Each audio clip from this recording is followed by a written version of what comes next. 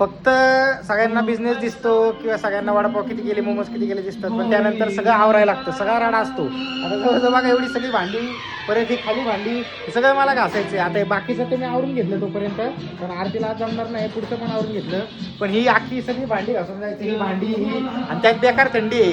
आता वाजलेत 11 वाजता भांडी बिंडी घासून मग मी घरी जाणार 12ला आणि मग जेवण होणार 12:30ला.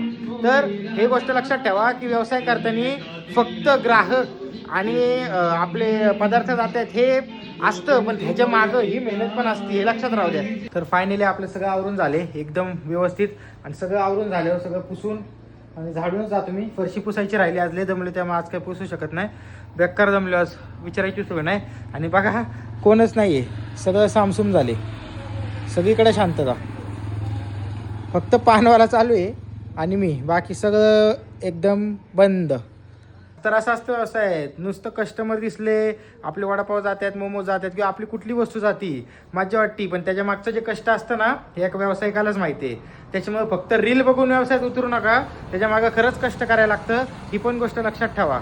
आणि आता मी ब्लॉग टाकायला सुरुवात केली डेली, तर मला व्ह्यूज एवढे येत नाही आहे, कारण की अर्थात ते बघायला कुणालाच आवडत नाही. पण माझा हा प्रयत्न आहे ह्याच्यामधनं की एखादा नवीन व्यावसायिक असेल किंवा एखादा नवीन उद्योजक असेल, तर हे सगळं स्ट्रगल करून असे दिवस बघूनच आपल्याला हळूहळू पुढे जायला लागतं मित्रा.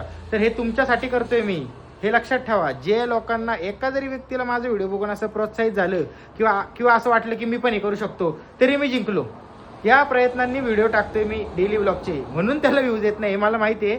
पण एक वेळ येईल अशी की तेच व्हिडिओ बघण्यासाठी भरपूर लोक वाट बघत असतील की कधी हा व्हिडिओ पोस्ट करतोय. एक ना एक दिवस तसा नक्की येणार, आणि हा माझा शब्द आहे आणि माझा स्वतःचा विश्वास आहे.